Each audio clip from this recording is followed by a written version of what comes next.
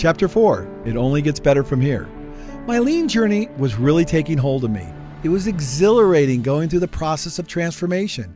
With each suggestion for improvement, I would go through stages of disbelief and doubt, then humble resignation, only to be rewarded in complete and utter surprise as a simpler, more effective, and less costly result unveiled itself before my eyes. Since then, my critical eye has developed so that the waste component in everything we do at FastCap just leaps out at me. Even though I have been doing lean for 10 years and people travel from around the world to see and understand our lean culture, I believe that 90% of everything I do and you do is waste. Here are the 8 wastes that plague us all. Number 8 is the greatest offender. Number 1, overproduction. That's what we were doing with the Laser Jam and FastCap product.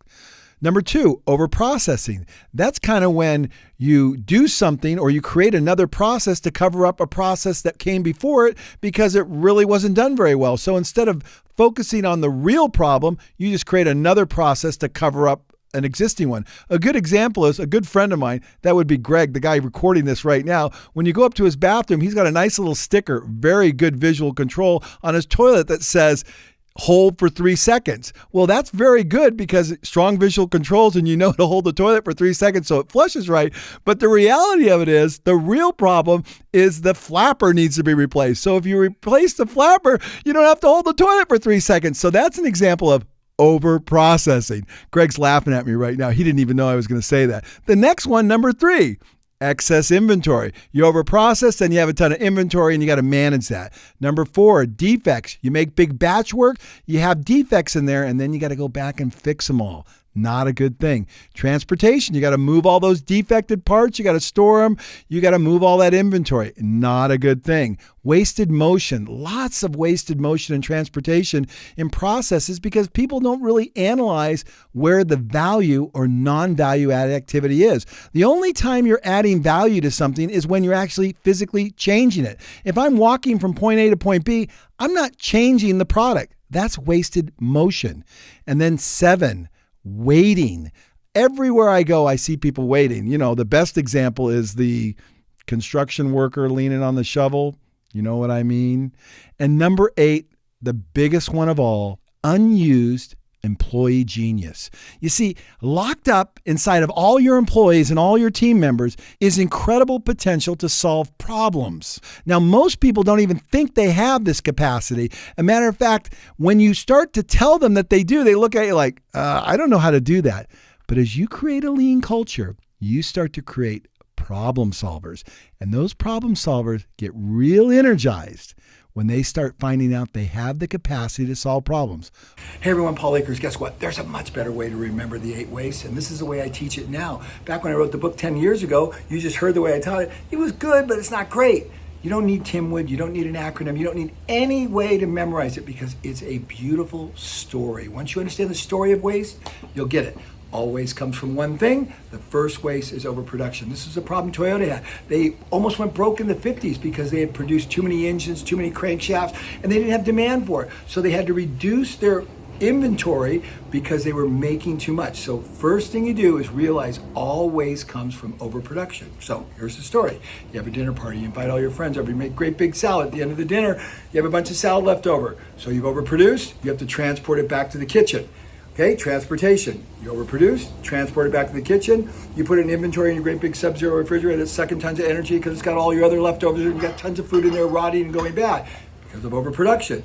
Then, 3 days later, you open the fridge, you've got a defect. You open up, look at the salad, doesn't smell, doesn't taste too good. You're just going, oh my gosh, that's not very good. Grab the ranch dressing, over-process it, put some more ranch dressing in there, still doesn't taste good.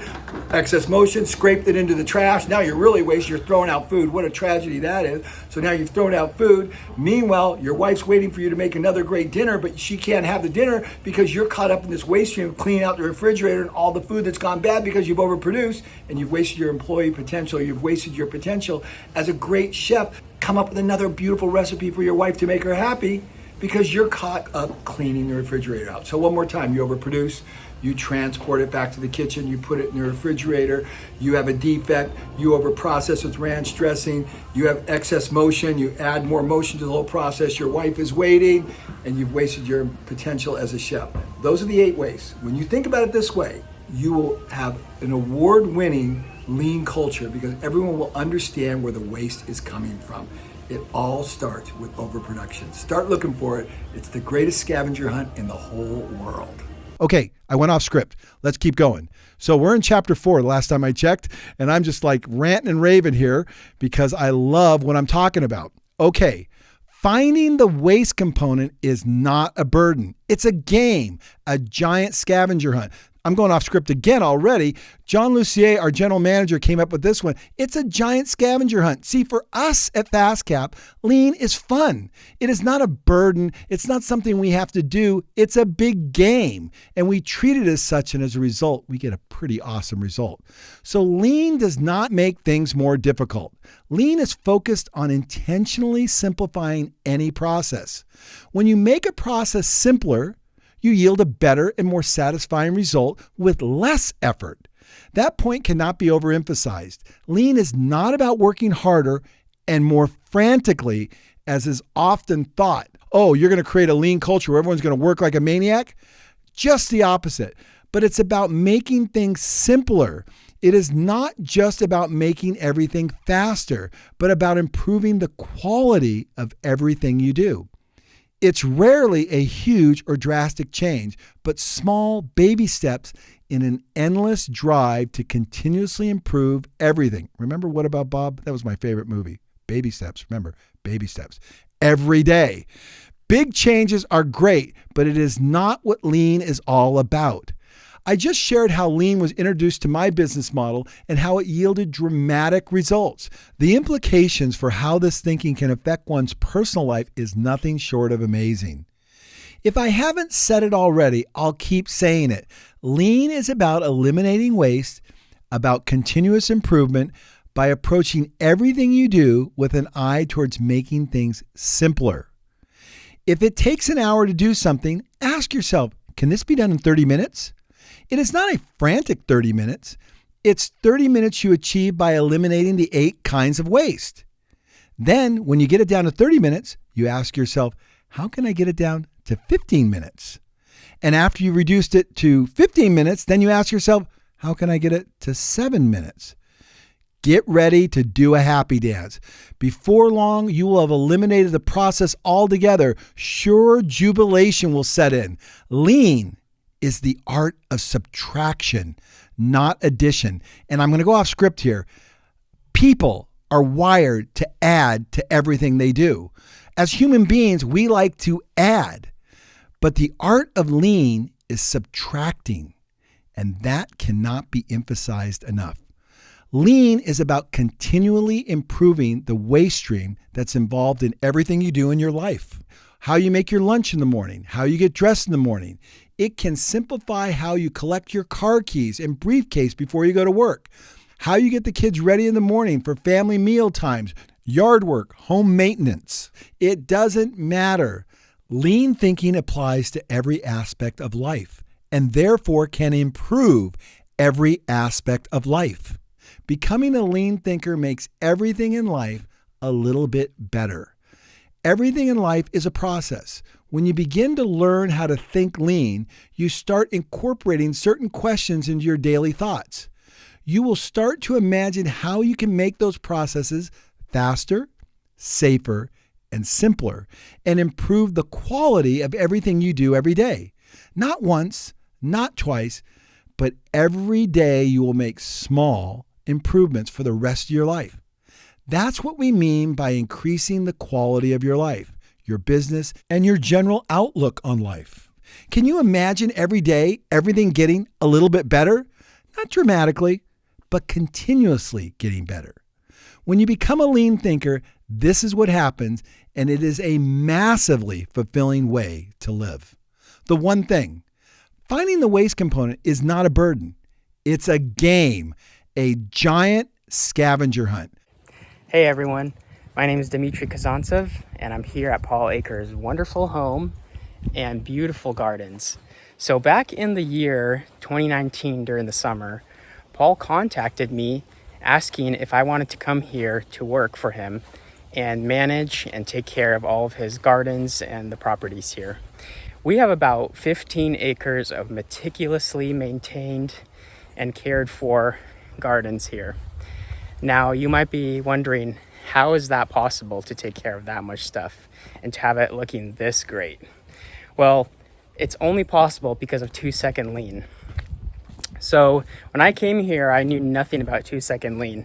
I thought it was some kind of weight loss program, which it can be if you apply it with lean health.